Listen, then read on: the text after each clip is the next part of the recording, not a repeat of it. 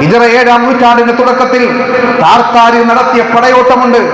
ഇസ്ലാം സമൂഹത്തിന്റെ ചരിത്രത്തിൽ സംഭവിച്ച ഏറ്റവും മഹാദുരന്തമാണ് താർത്താരികൾ. താർത്താരികൾ എന്ന് പറയുന്ന ഒരു കൂട്ടം ഈ സമുദായത്തെ ഇല്ലായ്മ ചെയ്യാൻ വേണ്ടി അവർ കിണഞ്ഞു പരിശ്രമിച്ചു. താർത്താരി നമുക്കറിയാം, 13 ചരിത്രങ്ങൾ വായിച്ചിട്ടുള്ളവർക്കറിയാം, 13-14 നൂറ്റാണ്ടുകളിൽ ഏഷ്യ, ഈസ്റ്റ് യൂറോപ്പ് രാജ്യങ്ങളിൽ വിപ്ലവങ്ങൾ സൃഷ്ടിച്ചുകൊണ്ട് കടന്നു വന്ന ഒരു സാമ്രാജ്യമാണ് താർത്താരികൾ. അവരെ പറയപ്പെടുന്ന മംഗോൾ സാമ്രാജ്യം എന്നാണ് അറിയപ്പെടുന്നത്. മംഗോൾ സാമ്രാജ്യം ലോക ചരിത്രത്തിൽ ഏറ്റവും വലിയ സാമ്രാജ്യം. 1206 അക്ഷര വിദ്യാഭ്യാസമില്ലാതിരുന്ന ജംഗിസ് ഖാൻ അധികാരം ഏറ്റെടുക്കുകയാണ്. ലോക ചരിത്രത്തിൽ ആരും കണ്ടിട്ടില്ലാത്ത ആക്രമണം ജംഗിസ് ഖാൻ അഴിച്ചുവിട്ടു. ലോക ചരിത്രത്തിൽ ഇത്രയും കിരാതമായ ആക്രമണം ഒരു ഭരണാധികാരി ലോകത്ത് നടത്തിയിട്ടില്ല. തന്റെ അധികാരം വിപുലീകരിക്കുന്നതിന് വേണ്ടി ചൈനയും അതുപോലെ തന്നെ അഫ്ഗാനിസ്ഥാൻ, ഇറാഖ്, ഇറാൻ, സിറിയ അടങ്ങുന്ന രാജ്യങ്ങളെ കീഴ്പ്പെടുത്താൻ വേണ്ടി വന്നു. അങ്ങനെ കീഴ്പ്പെടുത്തുന്നതിന്റെ ഫലമായിട്ട് 4 ലക്ഷം ജനങ്ങളെയാണ് ചെങ്കിസ് ഖാൻ കൊലപ്പെടുത്തിയത്. 4 കോടി ജനങ്ങളെ അദ്ദേഹം കൊന്നൊടുക്കി. അദ്ദേഹത്തിന്റെ അധീനയിൽ 330 ലക്ഷം ചതുരശ്ര ഭൂമി അദ്ദേഹം കൈപ്പിടിയിൽ ഒതുക്കി. അദ്ദേഹം അങ്ങനെ ഒരു അധികാരത്തിന് മേൽ ലോകത്ത് കോടിക്കണക്കിന് ജനങ്ങളെ കൊന്നൊടുക്കിയ വിദ്യാഭ്യാസമില്ലാത്ത ഒരു ഭരണാധികാരിയായിരുന്നു ചെങ്കിസ് ഖാൻ എന്ന് പറയുന്ന ഭരണാധികാരി. അദ്ദേഹത്തിന്റെ മതം ഒരു ഗോത്രത്തിന്റെ വലിയൊരു വിശ്വാസമാണ് താർത്താരികൾ എന്ന് പറയുന്നത്. ഒരു ഗോത്ര സമൂഹത്തിന്റെ ഒരു വിശ്വാസം. അവരുടെ ശത്രുത, ഏറ്റവും വലിയ ശത്രു മുസ്ലിമീങ്ങളായിരുന്നു. സൂര്യനെ ആരാധിക്കുന്നവരെ അങ്ങനെ അദ്ദേഹം 20 വർഷത്തെ ഭരണത്തിന്റെ കീഴിൽ 20 വർഷം ഭരണം കഴിഞ്ഞ് 1227 അദ്ദേഹം മരണപ്പെട്ടു. അദ്ദേഹം കുതിരപ്പുറത്തുനിന്ന് വീണ് മരിച്ചു എന്ന് പറയുന്നുണ്ട്. ഒരു രാജ്യത്തെ രാജ്ഞി കൊലപ്പെടുത്തി എന്ന് പറയുന്നുണ്ട്. വിഷമേറ്റാണ് അദ്ദേഹം മരിക്കുന്നതെന്ന് പറയപ്പെടുന്നുണ്ട്. എന്തായാലും അദ്ദേഹത്തിന്റെ മരണശേഷം 4 കോടി ജനങ്ങളെ കൊന്ന ചെങ്കിസ് ഖാന്റെ മരണശേഷം അദ്ദേഹത്തിന്റെ പേരക്കുട്ടി ഹലാക്കു എന്ന് പറയുന്ന ഒരു പേരക്കുട്ടി അദ്ദേഹമാണ് ഭരണം ഏറ്റെടുത്തത്. ഇദ്ദേഹത്തെക്കാൾ വലിയ ക്രൂരനായ മനുഷ്യനായിരുന്നു. 10 ലക്ഷം മുസ്ലിമീങ്ങൾ അദ്ദേഹം കൊന്നൊടുക്കി. 10 ലക്ഷം മുസ്ലിമീങ്ങളെയാണ് ഈ ഹലാക്കു എന്ന് പറയുന്ന ചെങ്കിസ് ഖാന്റെ പേരക്കുട്ടി അധികാരം ഏറ്റെടുത്തിട്ട് കൊന്നൊടുക്കിയത്. ഓരോ കൊന്നൊടുക്കിയിട്ട് ഓരോ പുരുഷന്മാരുടെയും ഭാര്യമാരെ കാണാൻ കൊള്ളാവുന്ന സുന്ദരികളാകുന്ന ഭാര്യമാരെ അദ്ദേഹം വെപ്പാട്ടിയാക്കി വെച്ചു. ഓരോ മുസ്ലിമിന്റെയും വീടുകൾ തകർത്തെറിഞ്ഞു, പള്ളികൾ തകർത്തെറിഞ്ഞു. മുസ്ലിമീങ്ങളുടെ ആരാധന ഗ്രന്ഥമാകുന്ന വിശുദ്ധ ഖുർആനും അവരുടെ ഹദീസിന്റെ ഗ്രന്ഥങ്ങൾ മുഴുവനും ടൈഗ്രീസ് നദിയിലേക്ക് വലിച്ചെറിഞ്ഞു. ബൈത്തുൽ മുഖദ്ദസ് കീഴടക്കി. അങ്ങനെ ഇസ്ലാമിനെ ഉന്മൂലനം ചെയ്യാൻ വേണ്ടി ഈ ചെങ്കിസ് ഖാന്റെ പേരക്കുട്ടി ഹലാക്കു അങ്ങനെ തേരോട്ടം നടത്തുന്നതിന്റെ ഇടയിലാണ് അതിനുവേണ്ടി ഒരു രാജ്യം മുന്നിട്ടിറങ്ങി, ഈജിപ്റ്റ് മുന്നിട്ടിറങ്ങി. ആ ഈജിപ്തിന്റെ രാജാവാകുന്ന ഖുത്തൂസ് എന്ന് പറയുന്ന രാജാവും സൈന്യവും ഗസ്സ വഴി അദ്ദേഹം ഐൻ ജാരൂത്ത് എന്ന് പറയുന്ന സ്ഥലത്ത് വന്നു, കീഴടക്കി. ഈ ഹലാക്കു എന്ന് പറയുന്ന ക്രൂരനായ ഭരണാധികാരിയെ ആയുധം വെച്ച് കീഴടക്കുകയാണ്. ചുരുക്കി പറഞ്ഞാൽ ഹലാക്കു അദ്ദേഹത്തിന്റെ വെപ്പാട്ടികളാകുന്ന മുസ്ലിം സ്ത്രീകളുടെ ഉപദേശത്തിൽ അദ്ദേഹം മുസ്ലിമായി. അദ്ദേഹത്തിന്റെ സൈന്യവും ഇസ്ലാം മതത്തിലേക്ക് കടന്നു വന്നു.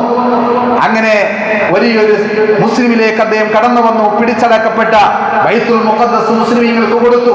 എന്റെ പ്രിയമുള്ള സഹോദരന്മാരെ, അങ്ങനെ ഇവര് ക്രൂരമായ ആക്രമണങ്ങൾ, റമദാൻ മാസത്തിൽ പള്ളികൾ നോമ്പ് മുറിക്കാൻ വരുന്ന ആളുകൾക്ക്, നോമ്പ് തുറക്കാൻ വരുന്ന ആളുകൾക്ക് പന്നിമാംസം തീറ്റിപ്പിച്ചു. അവരെ കൊണ്ട് കല്ല് കുടിപ്പിച്ചു. പള്ളികളിൽ ബാങ്ക് വിളിക്കാൻ ബാങ്കുകൾ നിരോധിച്ചു. അങ്ങനെ വലിയൊരു തേരോട്ടം നടത്തിയ ആളാണ് ചെങ്കിസ് ഖാന്റെ പേരക്കുട്ടിയാകുന്ന ഹലാക്ക്. ഞാൻ പറഞ്ഞു വരുന്നത്, ഇപ്പോൾ ഇതിന്റെ പിൻഗാമിയാണ് ഇന്ന് നെതന്യാഹു എന്ന് പറയുന്ന ഒരു ക്രൂരൻ. ഇസ്രായേൽ ഭരിക്കുന്ന നെതന്യാഹു എന്ന് പറയുന്ന ക്രൂരൻ പലസ്തീനികളെ കൊന്നൊടുക്കിക്കൊണ്ടിരിക്കുകയാണ്.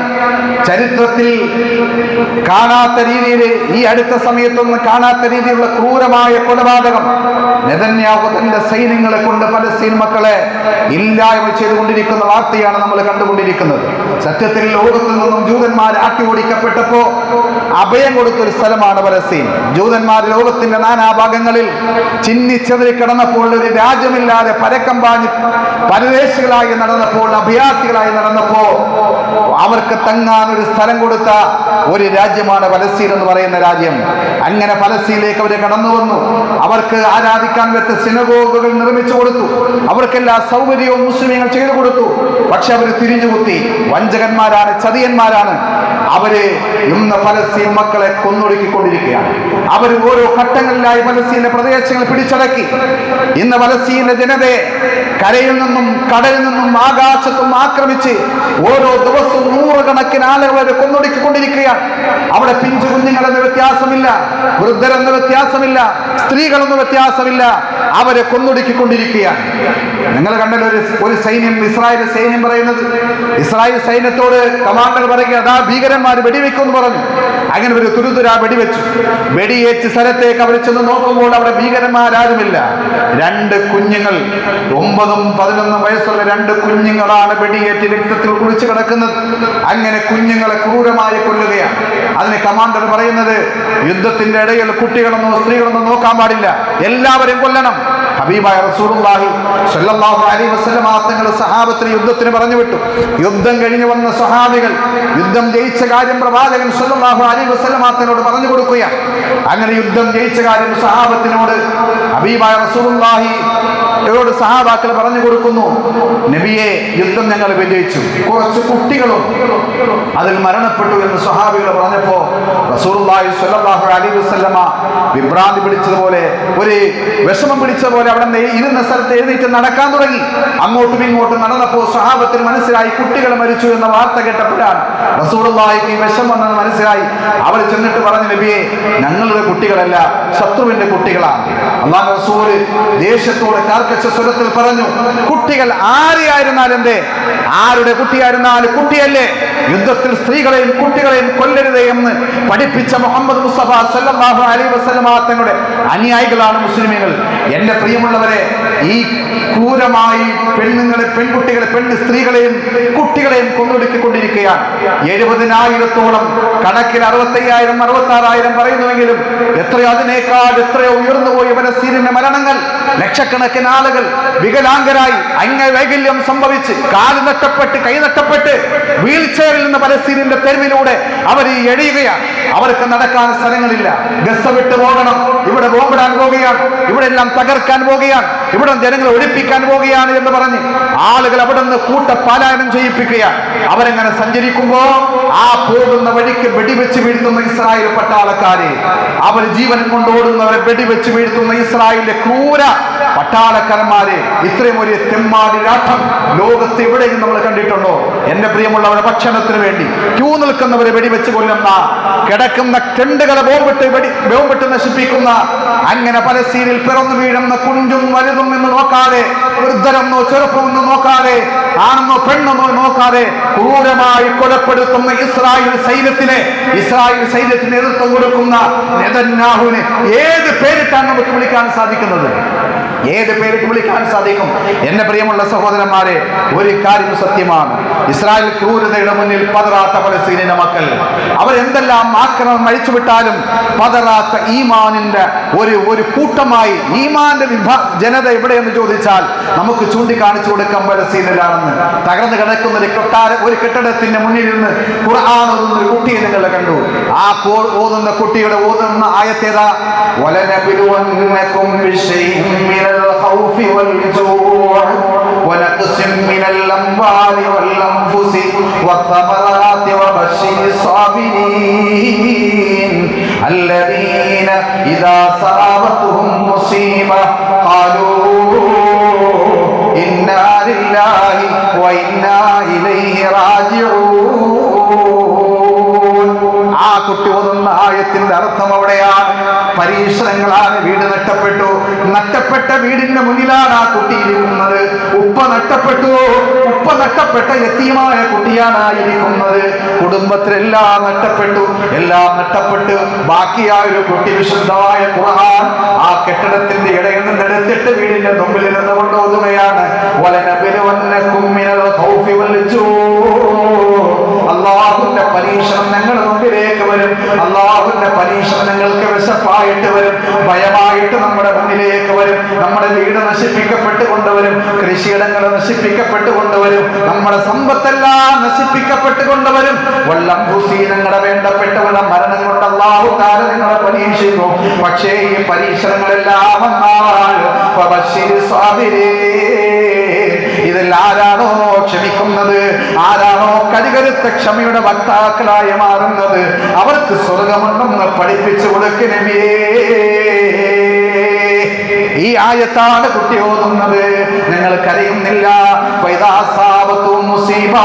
ഖുർആൻ പറയുകയാണ്, നിങ്ങൾക്കൊരു വിഷമം വരുമ്പോൾ, ഒരു പ്രയാസം വരുമ്പോ, നിങ്ങൾക്കെല്ലാം നഷ്ടപ്പെട്ടു പോകുന്ന ഘട്ടങ്ങൾ വരുമ്പോ,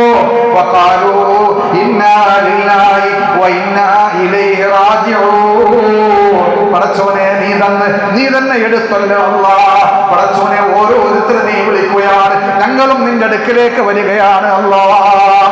ഈ ആയത്താണ് ആ കുട്ടി ഓതുന്നത്. എന്റെ പ്രിയമുള്ളവർ, ഇവർ ഈമാനെ ബോംബിട്ട് തകർക്കാൻ ആർക്കാ കഴിയുന്നത്? മരിച്ചു കിടക്കുന്ന, ബോംബേറ്റി ചിതറിക്കിടക്കുന്ന കുടുംബക്കാട് ജനാസകൾ പറക്കിക്കൂട്ടിയിട്ട് അവിടെ നിന്നുകൊണ്ട് പലസ്തീനിന്റെ ജനത അവർ പ്രഖ്യാപിക്കുകയാണ്, ഞങ്ങൾ മരണം വരെ പലസ്തീൻ വിട്ടുപോകൂല, ഈ പലസ്തീനിന്റെ മണ്ണിൽ തന്നെ ഞങ്ങൾ ഉണ്ടായിരിക്കും, ഇവിടെ നിന്ന് ഞങ്ങൾ വിട്ടുപോകൂല. 9 വയസ്സായ ഒരു ജേട്ടൻ, അവന്റെ അനുജൻ ബോംബേറ്റ് മരണപ്പെടുന്ന സന്ദർഭത്തിൽ അവസാന ശ്വാസം വലിക്കുമ്പോ ഈ 9 വയസ്സായ ജ്യേഷ്ഠൻ എന്ന ആ കുഞ്ഞ് ആ കുട്ടിയുടെ അടുക്കൽ, അനുജന്റെ അടുക്കൽ വന്നൊരു തലഭാഗത്ത് കരുവേലി കൊടുക്കുകയാണ്. അശ്ഹദു അല്ലാ ഇലാഹ ഇല്ലല്ലാഹ് വ അശ്ഹദു അന്ന മുഹമ്മദ് റസൂലുള്ളാഹ്. അനുജ പറ എന്ന് പറഞ്ഞുകൊണ്ട്, എന്റെ അനുജ നീ പറ എന്ന് പറഞ്ഞുകൊണ്ട് ആ അനുജന് കലിമ കൊടുക്കുകയാണ്. ഈ ഒരു ഈമാൻ ഈ ലോകത്തിന്റെ ഏതെങ്കിലും ഒരു ഭാഗത്ത് നമുക്ക് ആരിൽ നിന്ന് കാണാൻ കഴിയുമോ? എന്റെ പ്രിയമുള്ള സഹോദരന്മാരെ, ഈ നമ്മൾ മനസ്സിലാക്കാനുള്ളത്, അങ്ങനെ ഇസ്ലാമിനെ ഇല്ലായ്മ ചെയ്തുകൊണ്ട്, ഈ സമൂഹത്തിനെ, ഇസ്ലാം ജനത ഇല്ലായ്മ ചെയ്തുകൊണ്ട്, ഓരോരുത്തരുടെ വീടുകൾ പൊളിച്ചുകൊണ്ട്, ഒരു നാടിനെ തുടച്ചു മാറ്റിക്കൊണ്ട്, ഒരു രാജ്യത്തെ തുടച്ചു മാറ്റിക്കൊണ്ട്, ഇസ്ലാമിനെ ലോകത്ത് നിന്ന് ആർക്കെങ്കിലും ഊതിക്കെടുത്താൻ എന്ന് ആരെങ്കിലും വിചാരിക്കുന്നുവെങ്കിൽ, ആ ഇല്ലായ്മയുടെ അവസാന ഘട്ടത്തിൽ നിന്നും ഫിലീസ് പക്ഷികളെ പോലെ തീർച്ചയായിട്ടും ഇസ്ലാം അത് വളർന്നു വരിക തന്നെ ചെയ്യും, ഉയർന്നു വരിക തന്നെ ചെയ്യും.